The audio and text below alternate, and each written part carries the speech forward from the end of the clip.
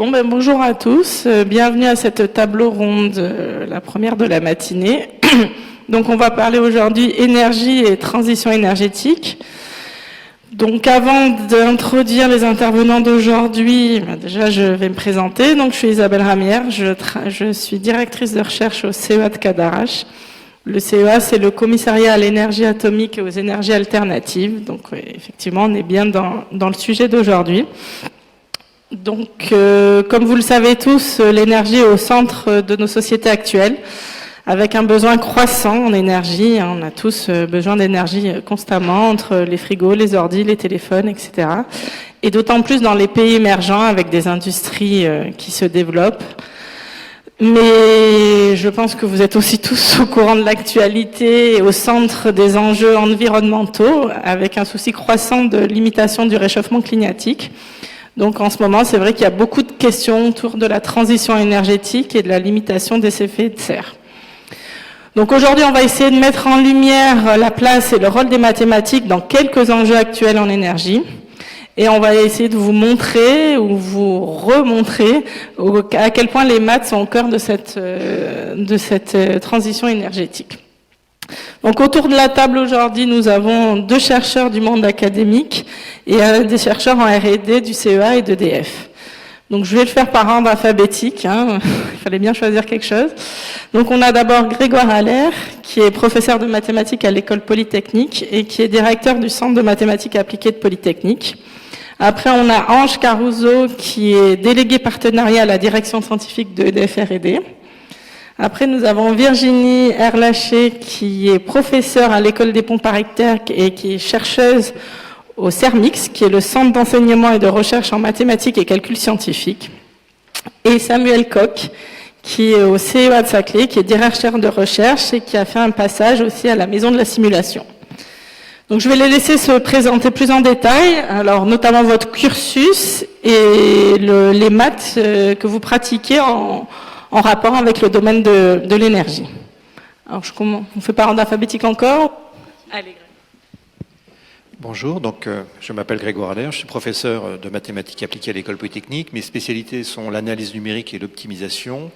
Et pour être un peu plus précis, tout ce qui tourne autour de l'homogénéisation et de l'optimisation de formes ou de structures. Alors, ma présence ici est probablement due au fait que j'ai commencé ma carrière au CEA, j'y ai passé ma thèse et je suis resté quelques années avant de bifurquer vers le monde purement académique. Donc j'ai été professeur à Paris 6 et maintenant à l'école Polytechnique. Et j'ai beaucoup travaillé donc, avec le CEA, bien sûr, mais aussi avec des collègues d'EDF, en particulier quelque chose qui est très thématique par rapport à cette table ronde, c'est la création, il y a maintenant 10 ans, du programme Gaspard-Monge pour l'optimisation, qui est un programme de recherche sur l'optimisation, comme son nom l'indique, sponsorisé, soutenu par EDF, donc évidemment avec des applications très importantes sur l'énergie, et qui est hébergé par la Fondation mathématique Jacques Hadamard à l'Université de Paris-Saclay, sur le plateau de Saclay. Et j'ai aussi été membre du conseil scientifique de l'IFPEN. Alors IFP, tout le monde sait ce que c'est, Institut français du pétrole, et EN, c'est Énergie Nouvelle, et c'est un institut de recherche qui était quasiment exclusivement concentré sur le pétrole et ses dérivés, et qui a effectué une mutation extrêmement profonde depuis une quinzaine d'années. En fait, ils arrêtent à peu près le pétrole complètement, et ils se tournent vers les énergies nouvelles, donc je pourrais vous en dire quelques mots. Mais voilà, je passe la parole à mes collègues. Merci, bonjour à tous. Donc je suis Ange Caruso, donc je suis à EDF à la direction recherche et développement, donc je suis en charge des partenariats à la R&D, mais en fait j'ai un parcours scientifique où les mathématiques ont pas mal imprimé mon parcours. Donc moi je suis doctorant, j'ai fait une thèse en 88, donc c'est pas hier, c'était avant-hier. Voilà, et dans la foulée, j'ai été recruté à EDF pour développer des codes de calcul, des codes de mécanique des fluides dans le domaine de la thermohydraulique. Voilà, thermohydraulique. Pourquoi la thermohydraulique? Parce que c'était l'essor des calculateurs, c'était l'essor des méthodes numériques, des analyses numériques, et on développait des codes de calcul pour simuler les phénomènes qu'on rencontrait dans nos objets industriels, en particulier les centrales nucléaires, mais pas que. Je pourrais y revenir plus tard. Donc voilà, donc j'ai fait mes classes pendant une petite dizaine d'années en développant des codes de calcul qui sont encore aujourd'hui opérationnels. et qui sont en open source pour certains, Code Saturn, Telemac, les choses comme ça.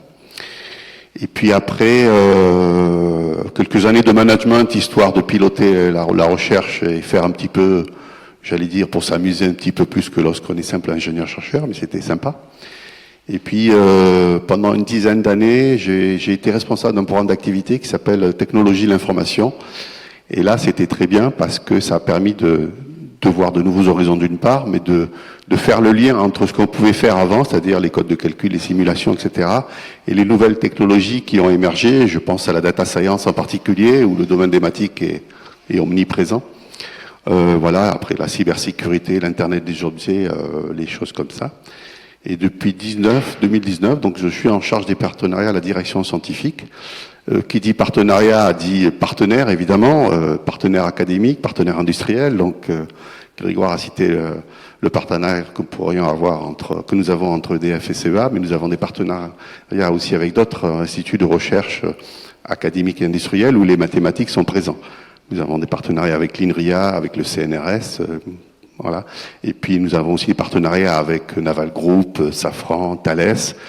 Et souvent, très souvent, les mathématiques sont présentes dans le partenariat, puisque nous traitons des objets industriels différents, mais des problèmes physiques qui sont ensuite traduits en problèmes mathématiques qui se ressemblent énormément. Voilà, je pourrais y rentrer plus en détail tout à l'heure, éventuellement. Alors bonjour à tous, je m'appelle Virginie Arlachère, je suis professeure de mathématiques appliquées à l'école des Ponts Paris Tech et je suis aussi membre d'une équipe INRIA qui s'appelle Materials et qui s'occupe de questions de simulation numérique en sciences des matériaux. Alors pour ce qui est de mon cursus, c'est un cursus très classique. Après une thèse en mathématiques appliquées, j'ai effectué 1 an de postdoctorat en Allemagne et aux États-Unis et j'ai eu la chance d'avoir un poste au CERMIX, ça fait maintenant 10 ans. Pour ce qui est de mes thématiques de recherche, je travaille principalement sur des méthodes numériques pour approcher des fonctions en grande dimension. Et en particulier, c'est des questions qui sont importantes pour des thématiques qui s'appellent les thématiques reliées à de la réduction de modèles et qui consistent à accélérer les temps de calcul de simulation pour simuler des systèmes qui dépendent d'un très grand nombre de paramètres. Et ce sont des problématiques qui interviennent dans un grand nombre de contextes industriels. Et ce sont ces thématiques-là qui m'ont amené à collaborer avec EDF et le CEA à travers l'encadrement de tests CIFRE sur des sujets en lien avec l'énergie nucléaire, d'où ma présence ici. Donc, je vais laisser la parole à Samuel pour se présenter. Merci. Bonjour, donc, je m'appelle Samuel Koch, je travaille au CEA Saclay, donc le centre qui est pas loin de Paris. Alors, j'ai aussi un parcours qui est assez classique, donc j'ai fait une thèse en mathématiques appliquées, sous la direction de Grégoire, ici présent. Je m'excuse pour le conflit d'intérêts. Donc à l'époque où il était professeur à l'université Paris 6, donc je suis un docteur de l'université Paris 6. Ensuite, donc ça c'est en 2001, donc il y a déjà un petit moment. Et donc j'étais inscrit à Paris 6, mais le laboratoire qui m'a accueilli pour ma thèse, c'était le laboratoire du CEA. Laboratoire dans lequel j'ai pu être embauché peu de temps après ma thèse. Donc à l'intérieur, alors ce laboratoire, c'était un laboratoire qui s'occupait de la modélisation des écoulements dans les cœurs de réacteurs. Donc j'ai passé un certain nombre d'années là-bas. Ensuite, j'ai pu passer quelques années dans un autre laboratoire du CEA, qui est en fait un laboratoire commun avec le CNRS, à l'époque l'INRIA, et aujourd'hui, des universités qu'aujourd'hui on pourrait mettre sous le chapeau de l'université Paris-Saclay, qui s'appelle la Maison de la Simulation. J'ai passé à peu près 4 années là-bas, et donc là ça a été une expérience très très intéressante. Donc alors pour donner une idée, juste je m'excuse, j'ai un petit peu anticipé. Donc en termes de mathématiques, donc qu'est-ce que j'ai fait exactement, qu'est-ce que je fais exactement. Donc alors on pourrait dire que je me trouve à une sorte de carrefour entre donc des gens qui font de la modélisation des écoulements, on va dire complexes. Alors complexe, c'est un mot qui veut dire plein de trucs assez vagues. Donc grosso modo, il peut y avoir plusieurs composants sous plusieurs phases avec des phénomènes à des échelles différentes. Donc typiquement des grosses bulles, des petites bulles proches des parois, loin des parois. Donc il faut apprendre à discuter avec les physiciens et les ingénieurs qui travaillent là-dessus. Ensuite, il faut essayer de regarder un peu à quoi ressemblent les équations qu'ils obtiennent, comprendre comment ils les obtiennent, quelquefois leur faire des suggestions, parce que il peut arriver qu'il se passe des choses un peu bizarres. Essayer de faire donc analyser un petit peu ces équations comme on peut, parce que souvent c'est des systèmes qui sont très très complexes avec plein de trucs non linéaires et des choses inconnues. Proposer des méthodes pour discrétiser ces équations, pour pouvoir faire des simulations. Ensuite, essayer de trouver des méthodes qui sont adaptées pour implémenter les méthodes de discrétisation dans des codes de calcul, donc adaptées au type de simulation qu'on veut faire, c'est-à-dire soit des simulations ce qu'on appellerait production, donc sur des codes qui sont supposés tourner sur des machines relativement standards, ou des supercalculateurs, pour faire plutôt des simulations de référence. Donc là aussi, il y a différents types de programmation, donc il faut apprendre à parler et à discuter avec les gens qui savent implémenter, qui savent programmer. Et puis voilà, donc c'est une sorte de carrefour où on discute un peu avec des gens assez différents. Donc à la maison de la simulation, j'ai pu me retrouver à d'autres types de carrefours, mais avec d'autres problématiques, des gens qui faisaient de l'astrophysique ou d'autres industriels. Et depuis quelques années, donc je suis retourné à la direction de l'énergie du CEA, donc dans un service qui s'appelle le SGLS, qui vient d'être créé, qui est le service de génie logiciel et de simulation, où on fait il y a du calcul d'incertitude, de l'intelligence artificielle, du calcul dit intensif ou de performance. Voilà. Je pense que j'ai...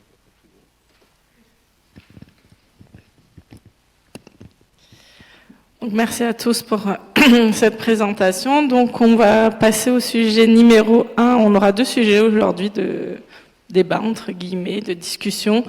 Donc, le sujet numéro 1 était la modélisation mathématique, la simulation numérique, avec un focus sur l'énergie nucléaire. Donc, la part du nucléaire dans la production d'électricité en France, elle était de 63% en 2022, ce qui fait que notre pays est fortement axé sur cette type d'énergie, avec un support renouvelé du gouvernement récemment. Alors pourquoi cette énergie? Parce qu'elle est attractive grâce à sa faible émission de CO2, sa capacité à être pilotable et disponible rapidement. Ce qui permet à la France qu'on appelle une souveraineté nationale, parce qu'on dépend peu, le coût de l'électricité du coup dépend peu du cours du pétrole, du charbon, du gaz. Ce n'est pas une énergie renouvelable au sens propre du terme, parce que l'uranium est naturel et donc c'est une ressource fossile. Mais la France a fait très tôt le choix de valoriser les matières nucléaires qui sont encore restantes dans ce qu'on appelle les déchets nucléaires. Donc on les recycle pour fabriquer de nouveaux combustibles, donc c'est ce qu'on appelle un cycle fermé, ce qui permet de rallonger considérablement la durée de vie de l'uranium naturel. Il y a des recherches aussi qui sont effectuées sur des nouveaux générateurs, qu'on appelle des générateurs de génération 4, pour brûler ces déchets radioactifs et encore à vie longue, ce qu'on appelle, et donc ainsi diminuer largement ces déchets radioactifs. Donc on comprend bien que la compréhension et la modélisation fine de toutes ces étapes de ce cycle est un enjeu crucial, évidemment de sûreté, mais également d'innovation et d'optimisation du cycle de vie. Et donc on va essayer de voir que les mathématiques sont au cœur de ce processus de modélisation et de simulation. Donc est-ce que quelqu'un a un exemple saillant pour lequel il voudrait commencer? Allez, Grégoire. Oui, merci. Donc, je vais juste dire 2 choses. L'exemple du nucléaire est très intéressant. Bon, on aime ou on n'aime pas, mais c'est comment dire, pour les mathématiques, c'est un bac à sable extraordinaire pour faire des choses, pour plusieurs raisons. C'est tout d'abord un domaine où on fait assez peu de manip. C'est-à-dire qu'on peut faire des manips à échelle réduite, mais enfin on s'amuse pas à si je pilote un réacteur de telle manière, est-ce que ça va bien se passer? Donc on fait énormément de simulations prédictives d'incidents ou d'accidents, et les autorités de sûreté qui surveillent ça sont de plus en plus exigeantes, et donc ça veut dire que les calculs sont de plus en plus difficiles, compliqués, et donc de plus en plus de maths. Donc ça c'est un premier aspect pour les maths très intéressant, c'est que c'est un domaine où il y a énormément de simulation par rapport aux expériences. Deuxième point qui est très important, c'est qu'il y a dans cette filière une volonté de faire l'étude non seulement du fonctionnement des réacteurs nucléaires, mais aussi de se préoccuper des questions de recyclage et des questions de traitement des déchets. par rapport à d'autres domaines, comme, je sais pas moi, par exemple au hasard le domaine pétrolier, quand on brûle du pétrole, on rejette le CO2 et on laisse les climatologues se démerder avec ça. L'énergie nucléaire se pose la question du stockage des déchets nucléaires. Il y a eu un énorme travail de recherche qui a été en partie piloté par le gouvernement et par le Parlement. C'est la fameuse loi Bataille de 1991 ou quelque chose comme ça. Hein, donc en fait, c'est un programme de recherche qui est surveillé de très près par le gouvernement, par le Parlement même, donc de savoir les études qu'on doit faire pour stocker les déchets nucléaires. Alors les déchets qu'on ne peut pas retraiter, hein, ceux qui sont à très longue durée de vie, 1 million d'années, d'accord, très haute activité, mais en assez petit volume. Et donc c'est un exemple d'un programme de recherche à long terme, et là aussi il y a beaucoup de mathématiques. Enfin, dernier point qui n'est pas uniquement lié au nucléaire, c'est que beaucoup de gens pensent que le nucléaire est plus ou moins obligatoire pour faire la transition énergétique. Ça peut se discuter, mais enfin partons sur ce principe. De toute manière, le nucléaire ne sera pas seul. Il va être mélangé avec d'autres sources d'énergie, l'éolien, tout ce que vous pouvez imaginer. Donc on va parler de mix énergétique. Et le problème d'un mix énergétique, c'est justement à tel et tel moment de la consommation annuelle, faut-il faire travailler le nucléaire ou d'autres. Et donc il y a plein de problèmes d'optimisation très importants et très nouveaux, parce qu'en France, on était 100% nucléaire quasiment sur la production d'énergie électrique. Et là, maintenant, on va être en compétition et il va falloir choisir les bons moyens. Et le nucléaire a cet avantage qu'il est là en permanence, sauf quand il y a, comme l'hiver dernier, des problèmes sur les centrales. Mais sinon, par rapport à l'éolien, c'est pas intermittent. Et du coup, ces problèmes d'optimisation sont tout à fait intéressants.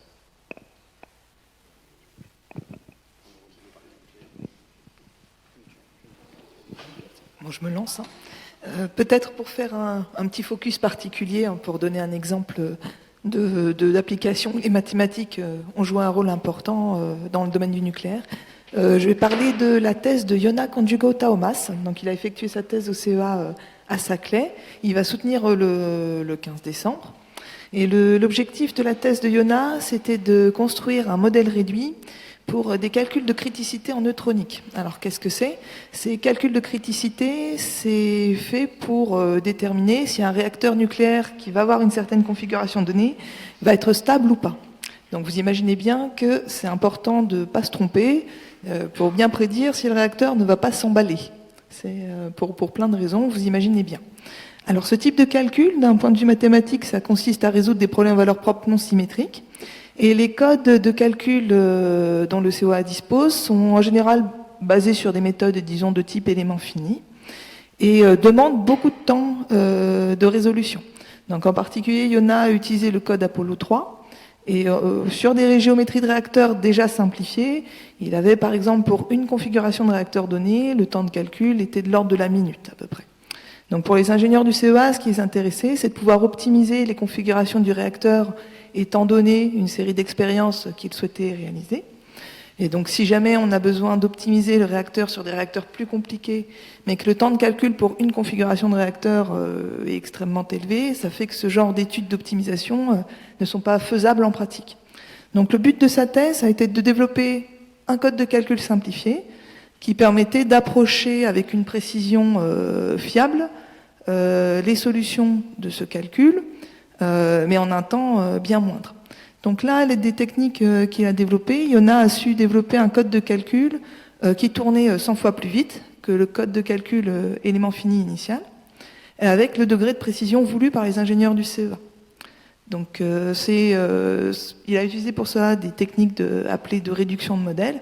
Et pour l'instant, sa thèse, il s'est intéressé à des géométries de réacteurs simplifiées. Une nouvelle thèse devrait être lancée avec le CEA pour faire en sorte que les développements qui ont été initiés dans la thèse de Yona puissent devenir in fine des outils qui seraient utilisables d'un point de vue opérationnel par les ingénieurs du CEA. Donc voilà un exemple où l'utilisation de mathématiques appliquées peut apporter quelque chose en termes au niveau opérationnel pour des ingénieurs. Je ne sais pas si quelqu'un veut donner. Oui, je ne peux que souscrire à ce que mes deux collègues viennent de dire. Moi, je vais vous présenter un petit peu la vision EDF, et puis il y a un slide un peu synthétique qui vous montre un petit peu les domaines d'application de la simulation numérique et donc l'usage des mathématiques derrière. Sur le domaine nucléaire, c'est omniprésent. Voilà, vous prenez une centrale nucléaire et vous prenez tous les composants d'une centrale nucléaire. on modélise tous les phénomènes qu'on peut se rencontrer, donc la neutronique évidemment qui vient d'être citée, mais également les problèmes de tenue mécanique, le thermo-hydraulique, l'électromagnétisme aussi. Enfin, on rencontre tous les phénomènes, on modélise tous les phénomènes possibles et imaginables. La corrosion sous contrainte très récemment, parce que ça fait l'actualité, nous avons des codes de calcul qui modélisent les propagations des fissures et de la corrosion au sein des tuyauteries. Et c'est des dossiers qui ont été présentés à l'autorité de sûreté nucléaire. Bon, je ne vais pas trop revenir là-dessus. C'est pas l'objet de la journée. La modélisation numérique un peu partout. Et ce que je voulais dire, c'est que le nucléaire a effectivement été un formidable driver développement et d'amélioration des codes de calcul et donc des méthodes qui ont été développées, des méthodes dans tous les champs, des méthodes de différence finie, éléments finis, volume fini. Nous on utilise beaucoup volume fini pour la mécanique des fluides, éléments finis pour tout ce qui est mécanique des structures. On a des codes de référence. La plupart sont open source, d'autres ne le sont pas. Certains sont co-développés avec le CEA, on a des codes en commun. Enfin, c'est des travaux que l'on partage le plus souvent. On s'appuie sur l'expérimental qui vient souvent du CEA pour les grosses manips relatives au nucléaire pour valider des codes de calcul, parce que qui dit code de calcul dit aussi qualification et validation. Il faut connaître les domaines de validité d'un code de calcul et vérifier que dans le domaine d'utilisation que l'on souhaite en faire, on est à peu près bon. Donc ça, le nucléaire a énormément drivé l'amélioration des codes de calcul. Ça a été couplé aussi au fait qu'on a une puissance de calcul qui s'est formidablement améliorée très rapidement. Moi, je me souviens quand j'ai commencé mes premières modélisations en 89-90, on avait des puissances de calcul qui étaient inférieures à ce qu'on a aujourd'hui sur un smartphone. Hein, il faut le savoir. Hein. Les crés de l'époque des années 90, c'était moins puissant que votre smartphone Samsung ou votre iPhone aujourd'hui. Hein, d'accord ?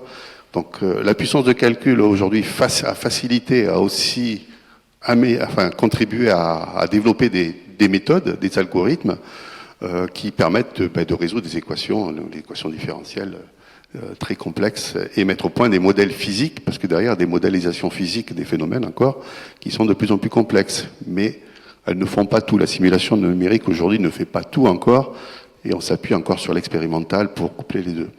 Ce que je voulais dire, c'est que les mathématiques sont omniprésentes, et du coup, les processus de résolution des systèmes d'équations, et puis les méthodologies d'études ont aussi évolué. Je me souviens, au début, on développait des codes de calcul, on avait des codes qu'on appelait des codes déterministes, on avait données d'entrée, le modèle dans le code, on regardait les points de sortie, et puis voilà quoi. Et en fait, c'est pas suffisant parce qu'il y a énormément d'incertitudes dans la modélisation, les données d'entrée, l'incertitude liée au modèle. Et donc, de plus en plus, on va vers des méthodologies de type approche probabiliste, où on donne un résultat avec une probabilité et pas forcément avec un résultat certain. Ça, ce sont les mathématiques qui nous permettent d'aller plus loin dans le développement de ces méthodes-là. Après, il faut convaincre aussi les différents acteurs que ça vaut le coup d'avoir ces approches-là. Je pense à la SN notamment. Il faut convaincre. Et pour convaincre, il faut démontrer. Et démontrer, c'est montrer que le résultat qu'on peut obtenir avec ces nouvelles méthodes, ce sont des résultats qui sont réalistes, intéressants, et qui au final vont réussir à convaincre les autorités que l'on souhaite convaincre.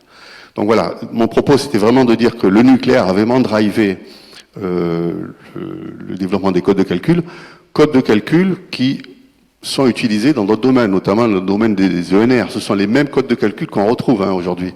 On veut modéliser une éolienne, on retrouve les codes de calcul qui modélisent la mécaflux dans le nucléaire.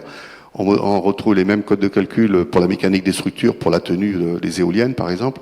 Voilà, donc il y a une forme de généralisation qui est intéressante, puisque partant d'un domaine d'application, on a un peu généralisé. Et je ne sais pas, après il y a un deuxième point hors nucléaire, hein, c'est ça, donc je ne vais pas trop en parler aujourd'hui. Ce qui est important aujourd'hui, c'est que le nucléaire aujourd'hui ne fait pas tout, c'est là Grégoire l'a très bien dit, on va vers un mix énergétique, donc il faut falloir combiner, et derrière il va y avoir des problèmes d'optimisation entre comment faire cohabiter le nucléaire et puis d'autres sources d'énergie qui vont produire l'électricité ensemble, et puis il faut faire cohabiter tout ça. Il y a aussi la préparation du futur. Donc les réacteurs du futur, aujourd'hui on est plutôt sur des technologies PWR, réacteurs à eau pressurisée. Le futur, c'est de nouvelles technologies, notamment les réacteurs modulaires, les small modular réacteurs, qui donnent de nouveaux challenges physiques, des nouveaux matériaux, des nouveaux process de fonctionnement, des hautes températures. Tout ça, c'est des problèmes qu'on n'avait pas avant. Donc c'est la physique qui amène de nouveaux problèmes qu'il va falloir résoudre avec des méthodes un peu innovantes, mathématiques, et notamment dans le domaine de la modélisation de simulation. Alors, je vais revenir peut-être sur quelques points qui ont été mentionnés avec des exemples, quelques exemples. Donc, il y a sur comment dire, un des rôles très importants que peuvent jouer les mathématiques. Alors, je m'excuse, je vais enfoncer quelques portes ouvertes. Donc, moi-même, quand j'étais plus jeune, j'avais pas forcément une idée très très claire de comment ça se passait. Donc, le calcul et la simulation pour des domaines industriels comme nucléaire, c'est vraiment une sorte de bras armé qui permet de faire rentrer des domaines de recherche en mathématiques de l'académie et puis des choses d'intérêt pour les industriels. Donc, alors, typiquement, pour revenir sur ces simulations de thermohydraulique, donc j'ai l'exemple d'un collègue qui s'appelle Antoine Gerschtfeld, qui a donc récemment a commencé à travailler en même temps que son travail au CEA, donc s'est investi dans une start-up qui s'appelle Stellaria, si je me souviens bien. Et donc donc cette start-up donc travaille sur des modèles de réacteurs à sel fondu. Et il partait vraiment de zéro pour créer le réacteur, en fait. Et donc le design du réacteur a été proposé par cette équipe.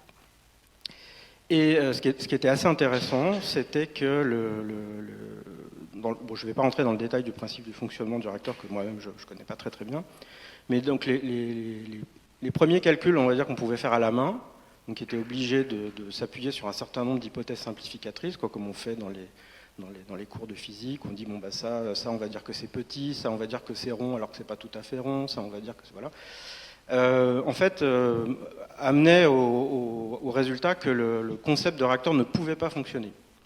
Donc, parce il fallait calculer des écoulements pour que la chaleur puisse circuler à certains endroits du réacteur. Et avec les hypothèses qui étaient faites, il n'y avait pas de point de fonctionnement possible. Et donc, avec un peu d'intuition, donc ça qui est intéressant, c'est qu'il y a une sorte d'aller-retour entre quelquefois des gens qui ont des intuitions physiques, des choses qu'on peut écrire du point de vue mathématique. Donc ils ont commencé à dessiner une forme un peu plus précise, et donc en essayant de deviner un petit peu certains écoulements dans certaines parties du réacteur. Et donc on fait un modèle géométrique beaucoup plus précis. C'est-à-dire que là, il n'y avait plus de simplification. Là, ils essayaient vraiment de faire une géométrie assez précise. Et ils ont décidé d'utiliser un code de calcul, donc avec des schémas numériques qu'Antoine avait lui-même développés, et des modèles diphasiques sur lesquels il avait lui-même travaillé. Et donc ils se sont rendus compte, en faisant les simulations, donc cette fois-ci avec une géométrie qui n'était absolument pas simplifiée, que là il y avait des points de fonctionnement. Voilà. Et donc à partir de là, ils ont commencé à arriver c'était le point de départ en fait de leur travail, et ils espèrent donc le point de départ de la construction du réacteur en lui-même. Voilà. Donc ça, c'était... Bon, moi, je trouve c'est un résultat qui était assez spectaculaire, parce que très souvent, on essaye de retrouver des choses a posteriori, de se conforter, d'essayer d'explorer, de partir de résultats connus et d'explorer des choses plus complexes. Et là, voilà, donc là, ils sont partis sur quelque chose de totalement nouveau, et ils ont pu explorer et on espère, enfin, j'espère pour eux, arriver in fine à construire peut-être dans quelques années ce réacteur grâce à des simulations, à des modèles et des schémas numériques issus d'analyse mathématique. Voilà. Oui, je pense qu'on peut rebondir sur cet exemple. Je pense qu'il y a un point important aussi pour les étudiants qu'on a du mal à cerner sûrement quand on est plus jeune.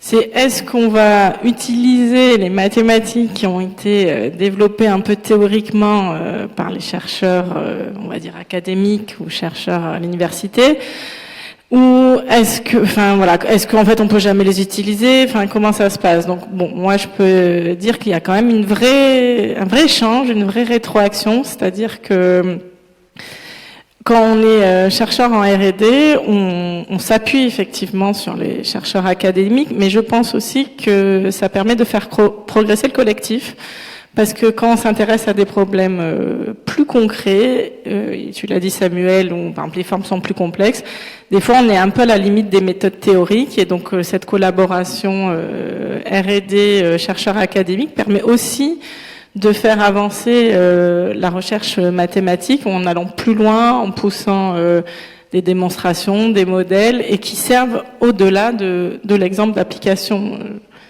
Donc, je ne sais pas si vous avez des exemples. Oui, enfin, en pratique, en tout cas à EDF, c'est comme ça. Les codes de calcul sont souvent développés par des gens qui ont une forte empreinte physique. Voilà, le physicien de l'électromagnétisme, il va avoir un outil qui modélise ces équations de Maxwell, celui en thermohydraulique, les équations de Navier-Stokes, etc. Mais pour autant, c'est pas forcément un expert de l'analyse numérique ou la discrétisation des équations. Et c'est là que le binôme avec un profil un peu plus numéricien, un peu plus mathématicien, vient compléter. On peut tous écrire un code de calcul, on a appris un langage qui va bien. Moi, c'était le Fortran à l'époque. Aujourd'hui, les jeunes font que du Python, je crois. Mais on peut tous écrire un petit code de comptable, ou pas d'ailleurs, pour résoudre quelque chose. Pour autant, ça ne veut pas dire que le code, il va systématiquement nous donner une bonne solution, parce que derrière, il y a des concepts mathématiques il faut vérifier que le schéma qu'on a utilisé est convergent, que l'unicité de la solution, elle est exacte. Et là, c'est quand même des outils mathématiques un petit peu plus pointus qu'il faut utiliser. Donc, il faut forcément discuter avec des gens qui ont un bagage mathématique un peu plus fort. La deuxième chose que je voulais dire, c'est que un code de calcul, au final, on le développe pour avoir une application industrielle, une application concrète, réelle, quoi. Et derrière, on n'a pas intérêt à se louper. Et ne pas se louper, c'est vérifier que toutes les étapes de développement qui partent des équations continues, jusqu'à la programmation, on les check correctement pour vérifier que les critères de convergence sont respectés, que l'unicité de solution soit convergée. On peut tous démontrer, on fait quelques exercices d'analyse numérique, on peut trouver une solution mathématique à un problème, mais physiquement, c'est à côté de la plaque. On peut avoir des solutions mathématiques à un problème, mais qui ne correspondent pas à une solution physique. Et c'est là que la solution physique doit aussi apporter son point de vue, enfin l'expérimentateur ou le physicien, son point de vue pour que les hypothèses que l'on fasse et puis le raisonnement mathématique collent parfaitement à la physique. J'ai en tête, par exemple, le développement des modèles de turbulence, c'est un phénomène qui est peut-être un des plus complexes, la turbulence.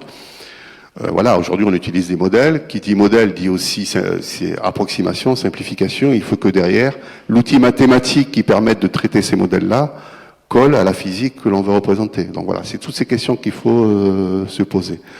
Donc, on n'aura pas de physicien qui sera un matheux méritant le prix Nobel, mais on n'aura pas non plus un mathématicien qui sera physicien qui méritera le prix Nobel. Donc, le couplage de deux est important. J'ai dit dans mon introduction qu'on était souvent en partenariat avec des académiques qui maîtrisent mieux l'outil mathématique que les ingénieurs EDF. C'est pas un hasard. Si on travaille avec des laboratoires comme l'INRIA, comme le CEMAC, avec l'école polytechnique ou d'autres acteurs de ce niveau-là, c'est pas pour rien. C'est qu'on a besoin d'eux pour nous aider à apporter leur regard mathématique sur les équations qu'on est en train de résoudre.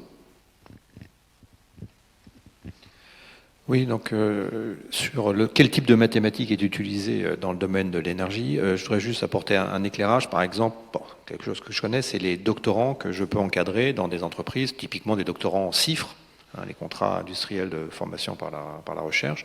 Donc, évidemment, le type de mathématiques qui est le plus important la plupart du temps pour les entreprises, c'est des choses autour du numérique et de l'algorithmique.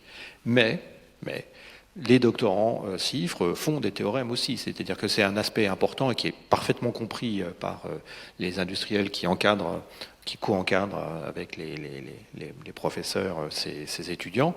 C'est très important d'avoir des bases solides.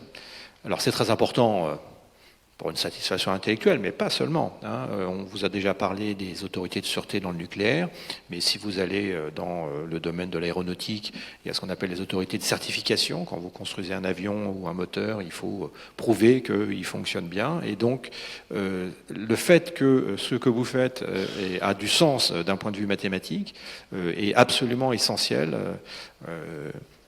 pour démontrer que toutes les études qu'on a faites sont solides et sérieuses. Une anecdote, si vous voulez, pour finir, c'est il y a des gens qui prétendent que les réseaux de neurones, l'intelligence artificielle remplaceront les codes de calcul. Pourquoi pas, hein, après tout, on pourrait entraîner un réseau de neurones à reproduire parfaitement un logiciel. Mais enfin, il y a quand même un petit danger, parce que les réseaux de neurones, c'est un peu comme des méthodes d'interpolation, un peu très intelligentes, merveilleuses, mais enfin, ça n'est que l'interpolation. Et comment vous pourrez certifier un calcul qui sort d'un réseau de neurones si ce calcul est dans une zone pour laquelle il n'y avait pas eu d'apprentissage? Les propriétés d'extrapolation des réseaux de neurones, on les voit, et dans certains domaines, c'est raisonnable, hein, la reconnaissance d'image, c'est parfait. Et puis, si vous posez des questions un peu bizarres à ChatGPT, de temps en temps, vous voyez des réponses qui prouvent que les propriétés d'extrapolation, c'est-à-dire lorsque vous le faites sortir de sa zone où il a vraiment appris, sont pas bonnes. Et pour le numérique, c'est un peu pareil. Donc, d'une certaine manière, les bases mathématiques des simulations, c'est très important pour prouver autant que se peut, hein, on est dans le domaine du possible, mais prouver que les études qu'on fait sont solides et on peut leur faire confiance.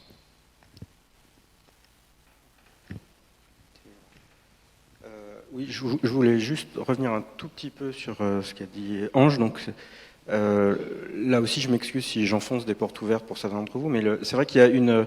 venant d'un monde académique mathématique, enfin quand j'étais jeune, l'univers, on va dire, du CEA ou l'industrie, il y a des sortes de zones grises qui sont assez rigolotes, où il peut y avoir des chocs culturels. C'est-à-dire qu'on peut venir d'un monde où on est habitué à avoir, donc d'un point de vue scolaire, voilà, on a des théorèmes qui nous donnent... Enfin, on écrit une jolie équation à dérivée partielle, on écrit tout un tas de théorèmes qui nous disent oui, il y a unicité, solution, il n'y a pas de problème. Alors ensuite, une fois qu'on est bien sûr de ce qu'on fait, ah oui, alors on va faire des méthodes d'approximation, puis on est... Bon, pour lesquels, là aussi, il y a des résultats d'existence d'unicité. Donc ça, c'est très très bien.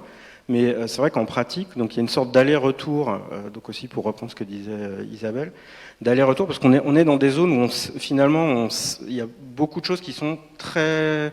la connaissance est un peu molle. Le comportement de certains matériaux, le comportement d'un fluide proche d'une paroi qui est un peu bizarre.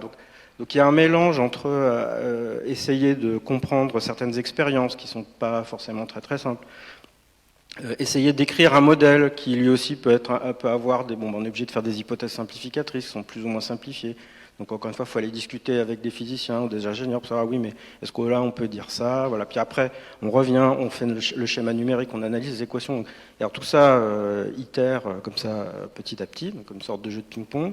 Et donc on avance, c'est un petit peu à tâtons, avec des choses dont on est très sûr, des choses dont c'est un peu moins clair. Donc typiquement pour l'histoire des réseaux de neurones, donc oui, si on se met à entraîner un réseau de neurones sur des résultats issus de modèles, et que en fait on a complètement oublié quelles étaient les zones de validité des modèles, d'une part des schémas numériques qu'on a appliqués sur les modèles qui quelquefois peuvent faire des choses très très bizarres, on peut aboutir à des résultats qui sont pas hyper forcément convaincants, quoi. Et donc un dernier point aussi, c'est que donc dans ces zones grises qui s'éclairent petit à petit de temps en temps, donc il y a aussi je crois que ça a été évoqué par Ange rapidement, c'est que les résultats de simulation sont pas forcément comme des sortes pris comme des résultats absolument je dirais monolithiques, mais donc il y a plutôt on tend à faire des espèces de campagnes de simulation, d'où l'intérêt d'avoir des codes qui tournent très très rapidement, parce qu'on ne fait pas une simulation, mais en fait on aimerait pouvoir en faire plein, en faisant bouger des petits paramètres. Justement, c'est un autre moyen de tester le fait que, ah oui, mais le modèle, si je les simplifie un peu comme ça, est-ce que vraiment c'est intéressant? Donc on peut faire des campagnes de simulation en essayant d'utiliser des codes donc très très très performants, et après faire des analyses qui sont liées justement à la propagation d'incertitudes. Donc là on revient encore aux maths pour essayer de comprendre, de faire des études de sensibilité par rapport à la variation de certains paramètres. Donc les résultats de simulation peuvent être une sorte même de matériaux bruts, donc on rentre presque dans un monde un peu de data, je m'excuse si le mot est un peu galvaudé aujourd'hui, mais où voilà, on essaye de comprendre un peu la sensibilité de certains algorithmes ou de certains modèles à travers d'autres outils mathématiques encore. Voilà. On va quand même passer au sujet numéro 2 avant qu'on n'ait plus le temps. Donc le sujet numéro 2, bon, vaste sujet aussi, c'est la transition énergétique et la place des maths dans cette transition énergétique. Donc on peut penser évidemment au stockage de l'électricité, qui est un gros questionnement pour les énergies renouvelables. Ça marche pas bien, non? Donc les batteries, on peut penser aussi, alors là on reste proche du nucléaire, mais les SMR, c'était sur ta planche aussi, les petits réacteurs qui peuvent être combinés avec les énergies renouvelables pour pouvoir démarrer ou reprendre le relais. Et donc là je pense qu'il y a une place importante des maths, et il y a une place importante du lien entreprise-laboratoire, notamment au travers de valorisation de travaux de doctorants, qui sont souvent en amont. Virginie l'a évoqué par exemple sur la réduction d'ordre de modèle.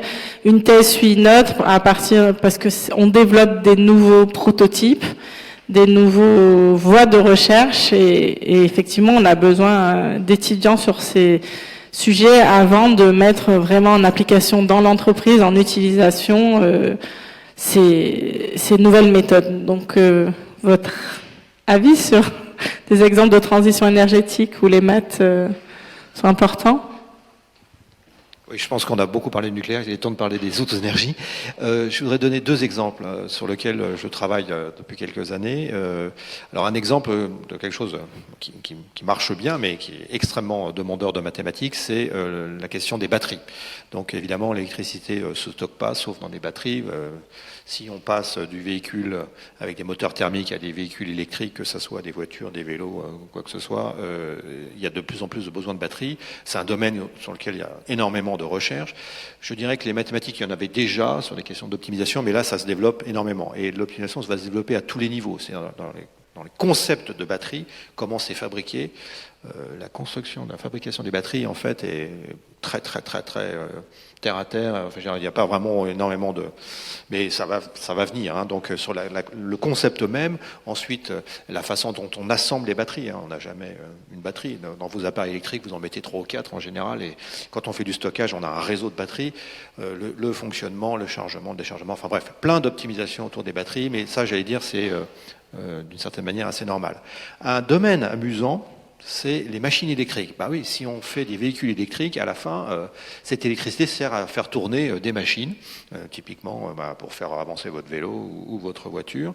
Et les machines électriques étaient un domaine qui était mort, à mon avis, du point de vue de la recherche technologique de très haut niveau. Je dis ça, mes collègues de génie électrique me gronderaient certainement, mais subitement, tout le monde a besoin de machines électriques. Et effectivement, les rendements des machines électriques, c'est 100%. L'électricité est entièrement convertie en travail, pas de problème. Mais on veut des choses maintenant beaucoup plus stables, beaucoup plus durables, et ainsi de suite. Enfin, bref, ça explose. Le redesign des machines électriques explose. Et alors là, c'est un domaine où il y a besoin de mathématiques.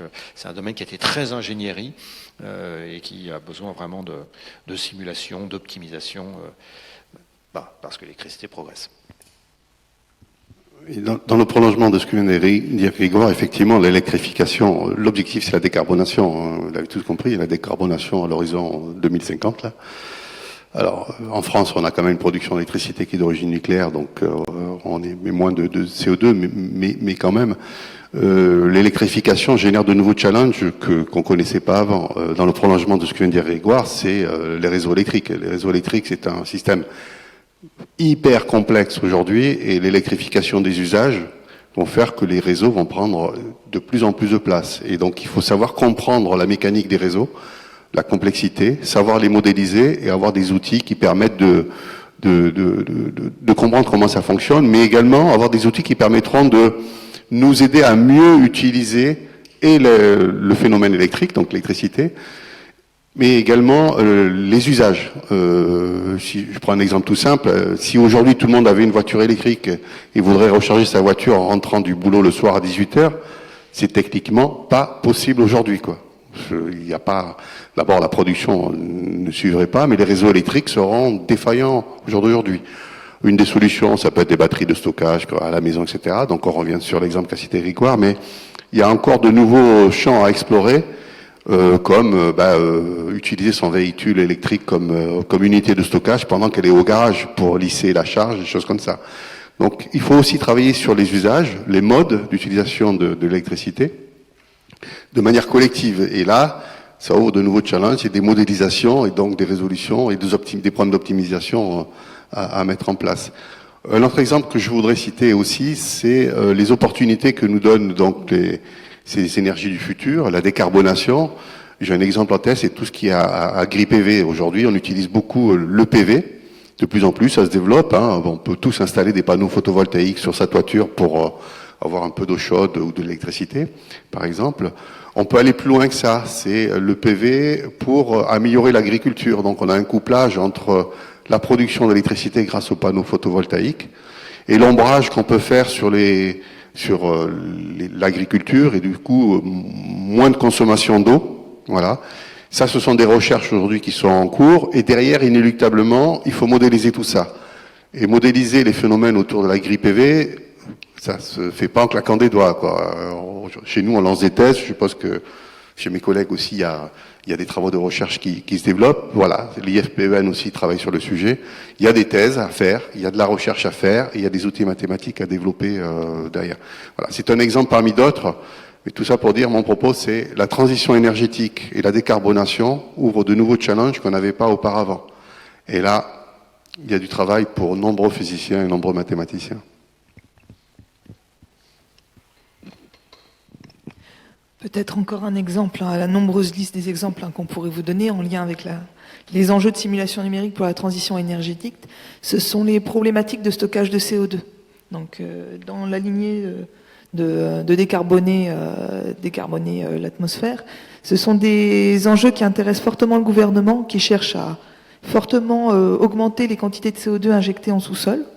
Et ça pose de grosses questions en termes de simulation numérique pour essayer de prédire si jamais on injecte le CO2 à tel endroit, comment est-ce qu'il va se diffuser à l'intérieur des couches géologiques, où est-ce qu'il va se stocker précisément, est-ce qu'il va y avoir des réactions chimiques avec les roches présentes sur place, et est-ce que ça peut poser des soucis en termes de stockage.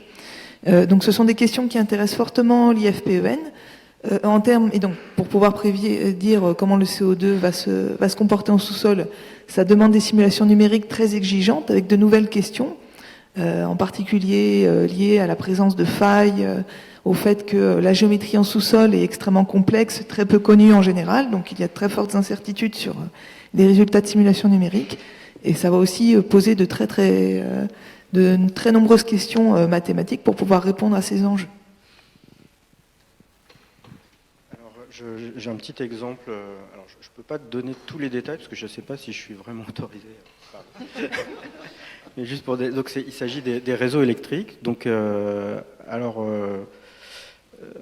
donc c'est pas l'histoire d'un mec, mais c'est un collègue donc, qui ne travaille pas en France. Donc je ne parle, même pas en Europe. Donc ça ne concerne pas la France. Mais bon. Donc en effet, il y a tout un problème qui est lié au fait que la manière d'optimiser la production, la distribution de l'électricité quand on a que des réacteurs nucléaires, bon, ça se pose d'une certaine manière, mais quand on commence à avoir plein de trucs différents qui produisent de manière intermittente, les problèmes se posent de manière très très différente. Et là, en l'occurrence, c'est quelqu'un qui travaillait sur la distribution d'électricité dans un pays que je ne nommerai pas, et sur donc, des logiciels de simulation de distribution donc, qui sont couplés à tout un tas de choses, des données, donc il y a un aspect entre guillemets big data, des modèles de météo, des choses comme ça. Et donc les choses les modèles qu'il utilise sont vraiment des modèles sur lesquels il travaille, pardon, sont des modèles de production. C'est-à-dire que à un moment, quand on dit à telle heure, la production d'électricité la demande va être comme ça, il va falloir allumer tel truc, éteindre un machin ici, etc. Voilà, donc si ça marche pas, potentiellement le réseau se casse la gueule et il n'y a plus d'électricité, il y a un blackout. Et donc un hiver récent, la météo a été spécialement peu clémente sur ce pays.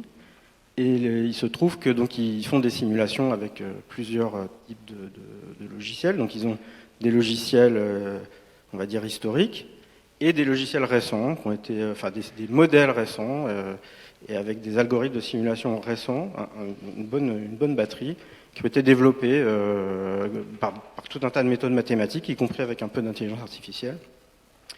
Et ce qui s'est passé, c'est que les modèles classiques se sont plantés. Et les modèles plus récents donnaient des résultats très très différents. Et en fait, c'est grâce à ces modèles-là que le réseau n'est pas tombé.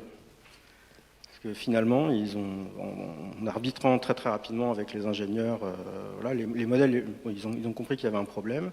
Et ils ont réussi à éviter un blackout grâce à des résultats relativement récents et le retour d'expérience des ingénieurs du terrain. Donc voilà, donc il y a des choses qui sortent du cadre très académique, quoi, où les maths deviennent opérationnelles et sur des problèmes qui sont potentiellement très, très critiques, quoi. Voilà. Bon, je reprends juste la main parce qu'on est déjà quasiment à l'heure. Donc, je vais faire une petite conclusion pour laisser éventuellement la place à des questions pour nos invités.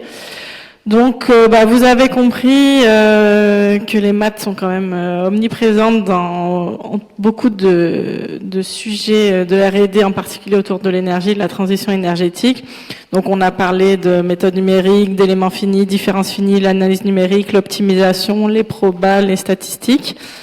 On a vu aussi qu'on pouvait quand même coupler tout ce qui était machine learning, apprentissage automatique avec de la certification d'erreurs. C'est Virginie qui en a parlé. Ça veut dire que là, on peut quand même revenir à des bases mathématiques, des projections, des EDP qui nous permettent de certifier l'erreur. Donc même du machine learning, on peut revenir à des choses qui reviennent à l'analyse des EDP. Donc il y a un vrai besoin de chercheurs en maths et en maths appliquées, donc soit au travers de thèses, mais je tiens à souligner qu'on peut aussi s'arrêter en tant qu'ingénieur au Master 2, parce que des bons ingénieurs et des bons gens qui ont des masters, je sais pas comment on appelle ça, en entreprise, qui comprennent les maths, qui comprennent les codes, qui savent développer, qui ont un esprit critique, c'est aussi très important. Donc voilà, je vous laisse poser des questions si vous en avez. Allez-y. Vous voulez que je vienne ? J'arrive. Je vous remercie. Merci pour cette présentation qui était très claire. J'ai 3 questions que j'ai classées par ordre d'importance, donc s'il n'y a pas le temps, vous pouvez passer. La première, c'était de savoir quelle était la place des ingénieurs numériciens sur le marché du travail, si vous aviez des statistiques, des choses comme ça, parce que vous avez beaucoup parlé en fait de l'interaction avec le milieu universitaire, et ça semble être une composante importante pour être numéricien, ou dans le milieu de l'ingénieur de recherche, et je me demandais si vous aviez des idées des entreprises et surtout des statistiques qui marchent, qui parlent là-dessus. L'idée étant que je suis issu justement d'une formation ingénieur mathématique, spécialisation modélisation numérique, et que sur notre promotion, la majorité des gens ont été attirés par la filière data, comme vous pouvez vous en douter, c'est le grand truc à la mode, et que sur les rares qui sont restés dans la filière numérique, à part des gens qui sont partis sur de l'universitaire, il y a personne qui a eu un travail en entreprise. Donc mes stats sont forcément biaisés, et c'était pour savoir. J'ai pas de stats, mais à ma connaissance, l'ingénieur numéricien se casse très bien, se place vraiment très bien. Alors, vous avez dit, ça c'est le truc très important, c'est lié aux data, ça c'est clair. Tout à l'heure j'ai dit, oui, on ne peut pas remplacer les codes de calcul par des réseaux de neurones. Par contre, il y a un truc qui est très important, c'est lier les données qu'on peut avoir, les mesures qu'on peut avoir avec les codes de calcul, qualifier les codes de calcul, et pour ça les réseaux de neurones peuvent être extrêmement utiles. C'est le concept de jumeaux numériques, bon c'est un mot un peu creux, mais enfin voilà. Lier les données, qui sont les expériences, les résultats, avec les codes, pour que les codes s'améliorent, ça c'est un truc super important. Donc je pense, à ma connaissance, qu'il n'y a vraiment pas de difficulté pour trouver des jobs en numérique. Oui, je confirme, effectivement. Nous, à EDF, par exemple, nous avons des équipes de développement de code de calcul, on a des gens qui savent... On recrute très naturellement des gens qui font du numérique, parce que c'est dans les gènes de l'équipe de développement, quoi. Voilà. Et après, je confirme ce que disait Grégoire, c'est le domaine de la data a attiré énormément de gens. Aujourd'hui, on recrute énormément dans le domaine de l'optimisation, dans le domaine de l'IA, les IA génératives, et l'application à nos enjeux industriels, elle est concrète, donc on recrute énormément. Très sincèrement, je ne pense pas qu'un numéricien ait beaucoup de difficultés à être recruté aujourd'hui dans les entreprises. D'accord.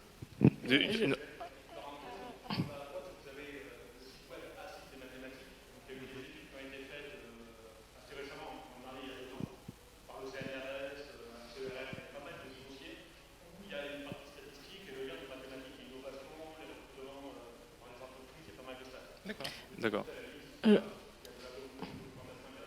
Je complète juste la réponse. C'est vrai qu'il n'y a pas de mal, mais souvent c'est quand même associé à des thèses en R&D. Ils sont pas souvent recrutés directement. C'est l'impression que j'avais. Ouais, d'avoir alors pas forcément des thèses en académique, hein, voilà, des thèses au CEA, EDF. Enfin, moi je peux parler pour le CEA, les thésards qu'on a en numérique. Il y a beaucoup de thèses en numérique, hein, et en général après ils sont recrutés. Samuel est un exemple, moi je suis aussi un exemple. Enfin.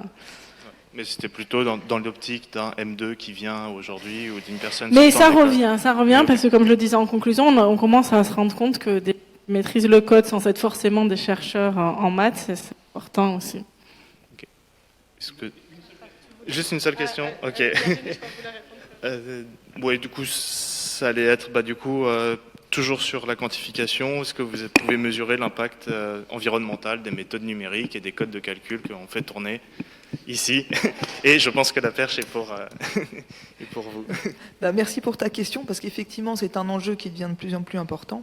D'autant plus que de plus en plus de codes de calcul utilisent maintenant des architectures exascale pour traiter des simulations numériques de très grande ampleur, et que ce type d'architecture est extrêmement gourmande en termes d'énergie.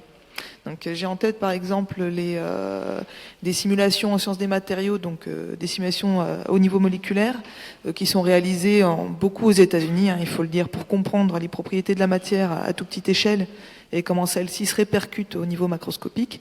Ce sont des simulations extrêmement gourmandes et qui demandent extrêmement d'énergie. Donc, ce sont des questions extrêmement importantes. Je ne dirais pas à ce stade qu'il y a des réponses très satisfaisantes qui sont apportées. Les questions sont là. Il y a des gens qui se penchent sur ces questions. Et il y a un énorme besoin en termes de personnes qui travaillent sur ces questions. Parce que c'est une culture qui n'est pas, je dirais, complètement automatique. Les gens ne se posent pas forcément la question spontanément. Mais ça va devenir de plus en plus important.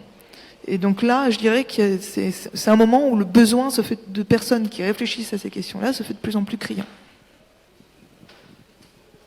Je vous remercie. Oui, mais c'était pour finir. Merci beaucoup, merci à nos intervenants, merci à tous et bonne continuation.